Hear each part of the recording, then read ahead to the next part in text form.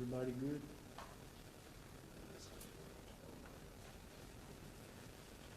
On behalf of the Baldwin County Major, thank everybody for coming out today. Very proud of what we're here today to talk about, and a lot of information will be presented to you in just a few moments.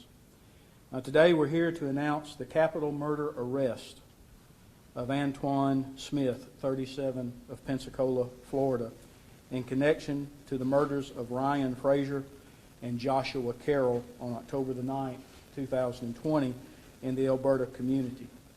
At this time, I'm going to introduce the commander of the Major Crimes Unit, Lieutenant Andre Reed, who will give you some details and facts as they relate to this case. Thank you, Sheriff. I'll start off by talking a little bit about our victims in this case. I think as time has gone on since we started this case, that's been kind of a bit of a mystery to members of our media and the public. But our victims, Ryan Frazier and Joshua Carroll, are both from the Seattle, Washington area. They were actually here working. They're both linemen who install cable for various cable companies in the area. And so they've kind of bounced around the southeast over the last several months, from Atlanta, Georgia, Dallas, Texas, I think maybe Houston, in Louisiana, and of course here along the Gulf Coast near Alabama. They probably spent most of their time over in Pensacola, but recently they got a new job over in Louisiana, had been working there for several weeks, until Hurricane Delta was approaching. And so essentially their boss told them, hey, why don't we leave the area for a week or so and let's report back once the storm has made it through. Mr. Frazier and Mr. Carroll decided to come back over to Pensacola, a place where they had worked before, and actually decided they would work for just a week or two with a prior boss, and were seeking employment with them. They arrived here in Pensacola on the evening of October 8th. So I believe that would be Thursday evening. They made it to Pensacola, met up with some coworkers, had a little bit of a discussion, and actually decided to go meet up with a drug associate. That associate is who we've identified as Antoine Montrex Smith. During that meeting, Mr. Smith did not follow through with his end of the bargain, and some violent encounter took place inside and or around Mr. Frazier's vehicle. Mr. Frazier and Mr. Carroll were both shot several times and left for dead on the side of County Road 95 here in Elberta, Alabama. The defendant then left. Mr. Smith left in Mr. Frazier's vehicle after taking personal items for both of our victims. What we know now, based on evidence, is that he drove around Baldwin County for some time before leaving the area. It wasn't until October 10th, sometime on Saturday, that patrolmen with the Mobile Police Department spotted our stolen vehicle, initiated a traffic stop that ultimately led to a pursuit, and Mr. Smith was taken into custody. What's significant about that arrest and what took place there when Mobile Police Department caught up with him is that they seized a firearm, 9mm firearm. They seized drugs. They seized cash. And of course, recovered our stolen vehicle. Inside that vehicle was a significant amount of blood stains, ammunition, and other items of evidence that support this violent encounter that took place in the vehicle. Mr. Smith was charged with several charges over there, several crimes, to include the possession of heroin, marijuana, firearms charges. And one thing I want to note is that we actually also recovered Mr. Frazier's wallet from Mr. Smith that he'd stolen during their encounter.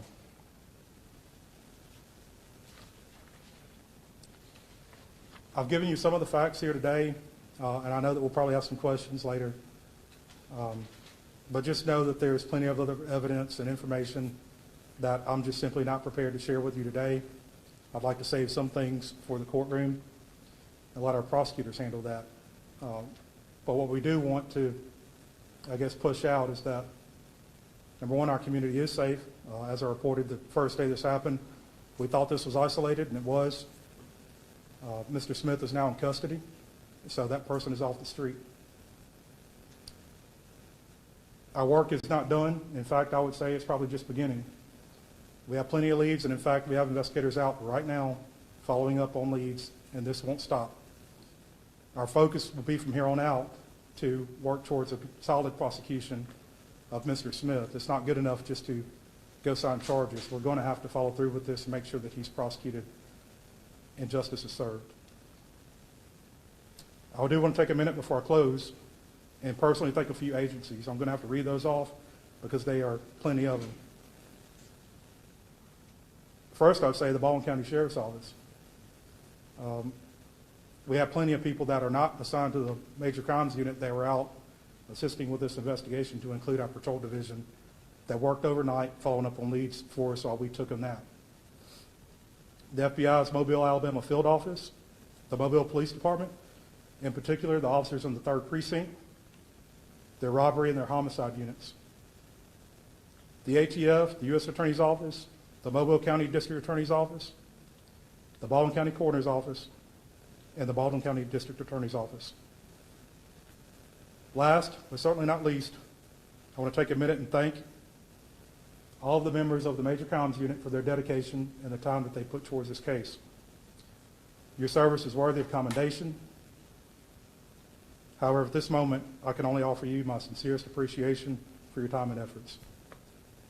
With that, I'll close. I'll offer it up to anybody else who has something to say, and what we'll do is, if you have any questions about the case, we'll save that to the end, and we'll kind of all let you ask some questions. Thank you, Andre. My name's Bob Wilters. I'm the District Attorney of Baldwin County. And Friday morning was one of those mornings that you never want to see as a prosecutor or a person, a citizen of Baldwin County. When you have 2 bodies that are found on the side of the road, left there. But I can tell you one thing, as a citizen of Baldwin County, as the prosecutor for Baldwin County, having the Major Crimes Unit activated and get started on an investigation is awesome to watch. When you can put 30 investigators on a case in which you don't even know who the victims are at that moment. They weren't anybody that we were able to identify. I believe the Elberta Police Department was there first on the scene. They did not recognize the victims. They knew they had something a little bit bigger than what they can handle, so they immediately called for help, and we appreciate that, and we appreciate all the assistance that the City of Elberta and the Elberta Police Department gave to us during this investigation. It was an awesome sight to watch these investigators, some of the best investigators from throughout the county, get together. Egos took a back seat, and they began to work this case. And within 48 hours, a little over 48 hours, an arrest had been made, and we pretty much knew who the defendant was, and he had been arrested on other charges other than what he will be facing for this crime. The prosecutor that will be handling this case for my office is my Chief Assistant, Teresa Hines. Ms. Hines, if you'd like to step up. Hello. As was mentioned before, Antoine Smith has been charged with capital murder. The capital murder is stemming from more than one person being killed in one action or plan or scheme. And so that is the provision of the capital murder statute that he's being charged with, and he will be prosecuted under at this time. I'm sure y'all have a lot of questions about what steps come next. He is currently being housed in Mobile Metro Jail. Once he is released from Mobile Metro Jail, he will be brought over to the Baldwin County Jail Correction Center, and he will go before a circuit court judge where he will be given a bond hearing, an initial arraignment, and be set for a preliminary hearing. We are unsure at this time when that will be, but we will update y'all with that information at a later time.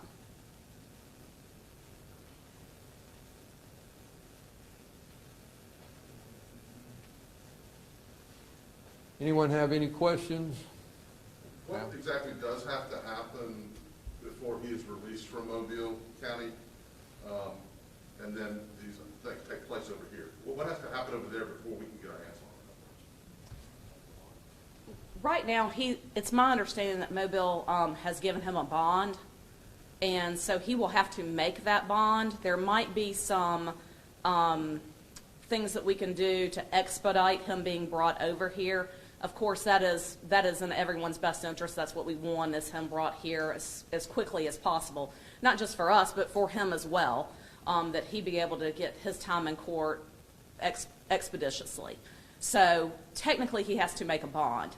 Now, that could be a property bond, that could be a signature bond, but obviously he would not just be released on the streets. We have a hold in place on him to where he would be transferred to us. So you don't have a time frame as to when he would be transferred to the Baldwin County Jail? Not at this time. Is it feasible he could just decide not to bond out and let his cases play out in Mobile over time? I mean, technically, it's possible, but this hold will always be there, so he's not going anywhere. Right. Lieutenant Reed, are there any other suspects you think anybody else was involved in this? Not at this time, and, that was some of the delay in getting this information out to you guys. It's not that we don't want to report that we are making an arrest or we believe we have the right person, but what we don't want to do is hinder our case, ourselves. So we don't want to put out information a little bit prematurely and notify a secondary person or something to that effect. But at this moment, our information indicates that Smith acted alone and met up with these guys and ultimately killed him. So in your experience, the gun that you recovered, could that have been used in this murder? I believe so. The autopsy is actually ongoing at this moment, so we won't know that for certain until some time. We'll wait on the autopsy, and then they'll have to do some comparison. What I will tell you is that the calibers, both that we seized from Mr. Smith and what were used in this crime, are similar. I also will add that there's evidence in the vehicle that corroborates or matches up with that same caliber. So we won't know that to be certain until we get all that back from the lab. Are you talking about shell casings inside the vehicle? Correct. Could there have been other people present, or is it believed that there might have been someone else around to witness this? Or how did you develop the vehicle description for your remote area? Agreed. That's a good question. And we had a good lead. It was one of those things where we had nothing for hours, almost an entire day, before I even knew who our victims were. But we got a good lead, and I think maybe I'll talk about that a little bit. But one of our victims had a dog with him, and that dog had some identifying information that led us to the previous owner of the dog, an area where the dog was from, and we matched that up with a partial name and slowly started to identify one of the victims. Once we got that done, things started to snowball, and it's hard to imagine that's really what it was. Was the dog guarding Josh's body, or was he was there on site? Yes, the dog was on site, and you could describe it as that. I think some people felt a little threatened initially, but the dog's actually friendly, and so no problems there. But there were no other witness that we know of. Jail records describe Smith as having a Pensacola address. Do you believe him to be a Pensacola resident? And if so, does that make any difference or complicate the prosecution in any way? Best I can tell, he is from Pensacola, and I can't speak to how that would affect the prosecution. I can't see why it would make any difference on his charges. Talk about leads, what about them still working them? Sounds like you feel like you have your man, you have recovered property, potential murder weapon. Can you give us an idea of what kind of leads you still are out chasing today? There's evidence to be sought, we believe, in this county, so we're out searching for that. Mr. Smith may have attempted to destroy some evidence, so we're out trying to see if we can't recover what's left of it. I can't go into detail. Like I said, there will be things that we'll leave out that will be presented in the courtroom. I'm going to leave that for Teresa to handle. We don't want to try him here or anything like that. So furthermore, I don't have it in hand, so I don't want to talk about something that doesn't exist, and I've got to come back to you later and say, well, sorry, I told you the wrong information. Was it a stolen vehicle, you said, and how did you get the vehicle description? So it was stolen by Mr. Smith. It was rightfully owned by Mr. Frazier, our victim. So it was stolen during, this murder. That's how Mr. Smith came into, possessing it. And what I'll say is the Mobile Police Department was out doing, routine patrols and doing good work. It was a very fortunate break for us. They spotted our vehicle. Without that, recovering the vehicle with evidence still in it, certainly we would be set back. So if I could do anything again, I know I've thanked them one time in the 3rd Precinct. I'll thank those guys again. All the men and women that get up every evening as we're coming home to hang out with our families, they're putting on their gun belt and they're going out. So patrolmen are the people that really, help us put this case together. Have you had other agencies contact you about Smith being a suspect in any other crimes? I have. In fact, we were hoping we might segue into this, and I guess we can probably go ahead and do that. But we have some officers here from Crestview Police Department. Again, thank you to the media for putting out information and being patient with us. As a part of that, I learned something from a Facebook post regarding some issue over in Crestview and did a little bit of research and ended up talking with a sergeant over in Crestview. So if he can actually come over and maybe talk more about their case, go ahead. Just one more thing. Do you believe that the 2 guys were killed on County Road 95, or were they shot somewhere else and then driven to 95 and dumped? Do you have any idea at this point?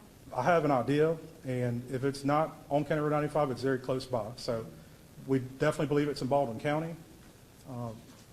Looking at the injuries, like I said, we're starting to get more and more. This autopsy is going to be big for us, so let us get through that phase of it, and then once we get our information from the doctor, I think coupled with what our crime scene people have put together, coupled now that we've seized the vehicle and been able to process it, we still have crime scene people right now working in that vehicle.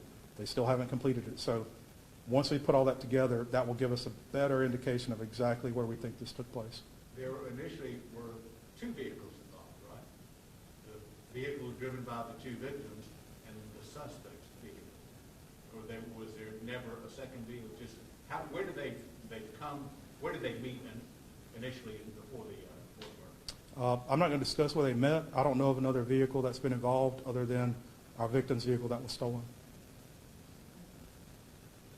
So the two victims were obviously here working, and then the suspect entered the picture somehow, somewhere, correct? That's correct.